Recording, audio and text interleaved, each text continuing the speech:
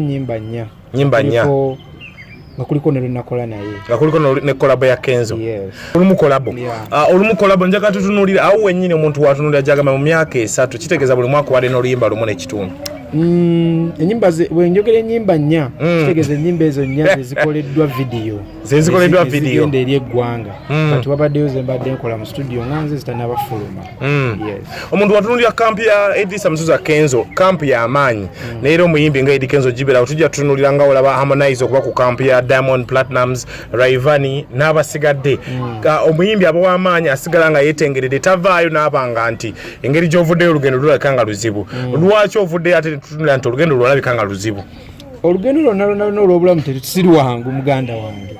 Neze ekyanzijeeyo nagaye kantandike nga bwe nali mu kusooka kuba nakigezaako kolayo ennyimba 2 ate ne zikola. Fact ze zimu ku zenkyali nere ez'amaanyi kwennyimiridde. 2020 King of Anasi CRP promotion okuva ku Chebese Star TV ko katatu wali kyenda katanyuze munatu batole ennyimba sinzo kuweza kasi naye nga olunaku olwaleero tugoba ensonga bani tugobera ensonga ne tutunula ekiriwo ane kitrending kugatta Kasavu Kanyama kanyomera ako tukaleeta nga tumaliza ekigundo banga tutandika one of the two tubanga tutunuli abatu tumfune embira gye bali so naku olwaleero ne gatako kubanganyiriza New York the style nsaba abajiriko n'abajekumideko babuuzeeko abalabi baffe mwenna amanya eddobozi nze New York the style ambassador aba boda boda mbalamusizza baganda bange. New York obulamu bugamba ki? Obulamu si bulungi nnyo banga njolekedde olugendo olunene nnyo mu bulamu bwange. Esebo. Yeah, so kati bisinga byonna mbikwasa Katonda yamanyi gyandaza yonna gye ndaga.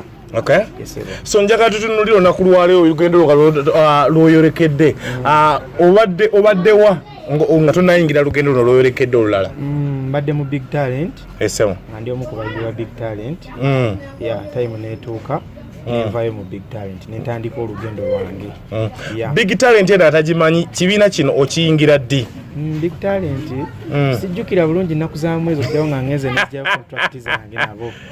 Naye omwaka ogujjukira oba emyaka egijjukira emabegako? 2017. Yeah, 2017 awo ng'atandika. 2017 ngatandika gono 22 emyaka 3. Contract yo mu myaka 3 gino walina kukolebwa biki niyo kugwenga omuntu ngoyingira management ya Big Talent? Nkakasa nti bw'oba osayiniza omuyimbi oba olina omukolera ebintu nga wammanga wano audio video promotion naye bwe nalaba nti tekiri bwe kityo nema nti okay nesooka neŋŋuma nga kiyinzika okuba nga kinaakyukamu nentambula nemba nga audio nfuna video nga njiriba nemba nga nzifuna contract bwe yaggwako nenga nti kyaka kigenda beera bwe kiti paka katandika obulamu bwange manye nti niŋŋanze sirina kindiko mabega wonna sirinaki. Njaga tutunulira emyaka 3 gy'obadde mu Big Talent olina ebirungi by'ofunyeeyo nga tunatunuulira nsonga ezimu ku zo ezikujjeeyo olina ebirungi by'ogezaako ofunyayo byebiriwa by'ofunye mu Big Talent? Ebirungi byesinza ofuna mu Big Talent nti mbadde n'omuyimbi asinga okuba owakabi era mpadde amagezi mangi ambuliridde ng'omuvubuka Eddy Kenzo.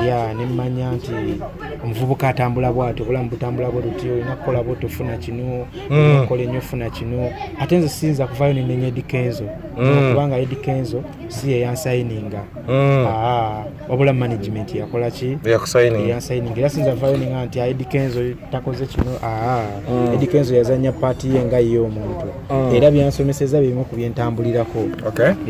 So njaga tutunulire ebbanga lyobadde management wekusayininga kitegeeza ebintu ebimu music promotion n'ebisigadde birina okutambula okoleddeyo ennyimba meka?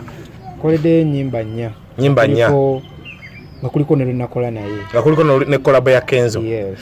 Management eno ani abadde top of the management nga tujjeko omuyimbi nga ye CEO ani abadde manager owa label? Manager wali ow'ekibiina buli omu amumanyi Martin Beta manager w'ekibiina manager w'abayimbi okuva ku munini paka kwasemba.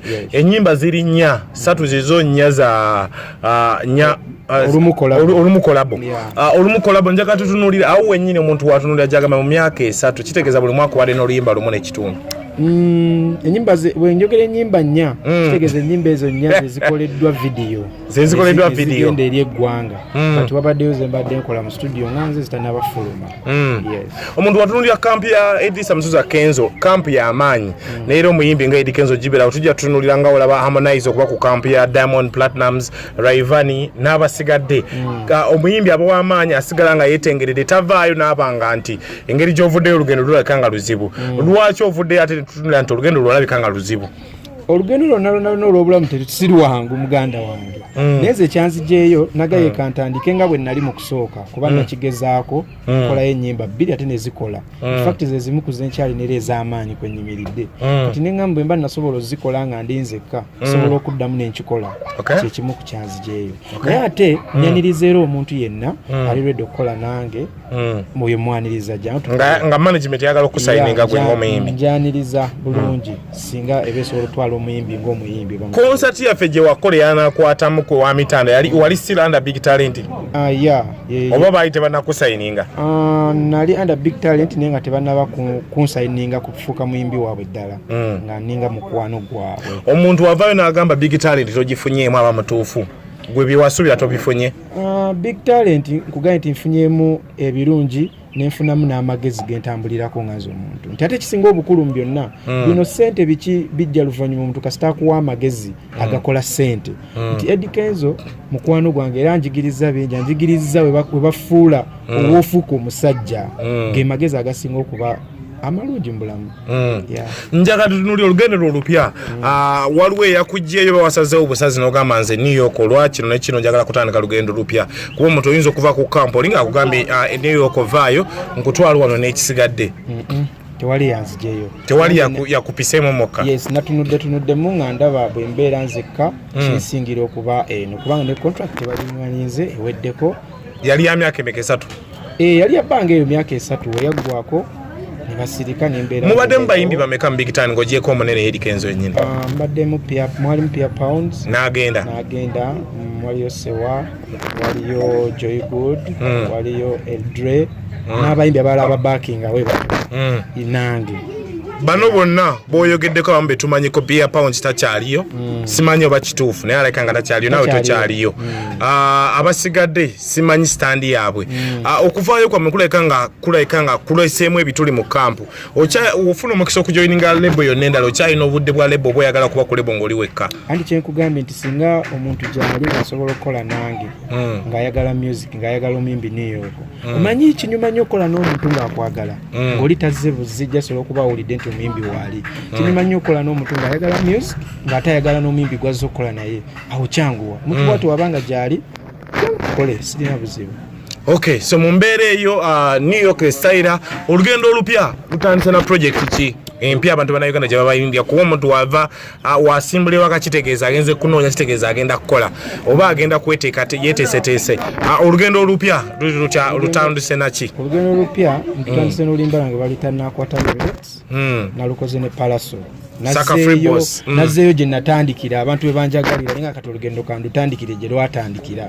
nenoonya omuyimbi Palaso nakkiriza ne tukola oluyimba olwo then nina oluyimba olugenda okufulumya baluyita mpitewo mpaka chance mpitewo oluyimba lupya nnyo olugenda kuba lufuluma abantu omuntu wava mu kampu n'akola oluyimba nga naddala katukuba n'akwatamu twamutegeera yali nnyo ku mbeera y'abakyala bana bazze beegabagaba mu batutumufu wa mu bayimbi mpitewo ono ng'omuyimbi wakava mu kampu n'otolimba nga mpitewo abantu oyinza olowooza oyagala kukoona kibiina n'oluyimba lwegayirira abawagizi bampe chance mpitewo nange wejja duulira oluyimba lulungi nnyo lwegayirira abawagizi luyimba message yakabi nnyo jjajjagala message ejaba nnungi kakaso jjajjagala okay so mu mbeera eyo mpitewo ani yakoze audio pamita side soft video eri soon oba tennabakolebwa egenda kujja mu bwangu okay so abakufuna New York okubanga bakola naawe management yagala okujja ku board egamba New York twagala kukola naye bakufuna batya nga tukuta enamba y'essimu eri 0701 31 76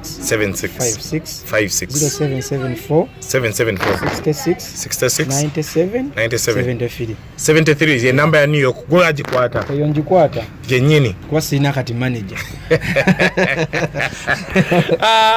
so New York nga fe tukwagaliza birungi byere mu lugendo olupya bannayuganda bawo obubaka obusembayo naddala 2020 eno nga covid alabika nga atunyigiriza n'ebivulu tebannatuta bannayuganda abasinga kantandikire ku babooda bakyali banga ababooda bagamba nti twebereremu tubeere bampisa twagaze omulimu gwaffe tugufuula ogwakabinzi gwe gwanfuula kyendi atera gwe gukyanyongerayo paka so bakyali bange twagale omulimu gwaffe bawagizi mwenna mbaagala nnyo munteekemu obuwagizi mumpe ka chance mpitewo soba kukkirize. Thank you so much. Abadde New York the styler. Abantu bawe kapera. Tubawe mu kapera ki? Kapera kachi. Tusobola bala nakwata muri mix oba mpitewo. Gukira ko musomo gw'abakulu navako ningo munyi wa kibuku muraganzi zenze mugenyo mukulu nyimba nze nsinga nyimba bya makulu she nakwatamu mukiwato kyo nakwatamu golabia gwe nina kala njagala onanjagala uyo love tajigabira balala mundeke mpiteo mama ndeka mpiteo yeah man mundeke mpiteo mama dunia nkambe nyo. Yes man, respect abadde niyo kona kadako subscribing anenge chigunda wetuli nnyo bula mukaka sawa ziba 5 paka je tukowereyo mpola mpola then ne wali kuchera katonyeze munana Metro FM interview eno genda kubojifuna exclusively this Sunday sawa mpaka mwenda wetuli nnyo. Thank you so much, we sign out.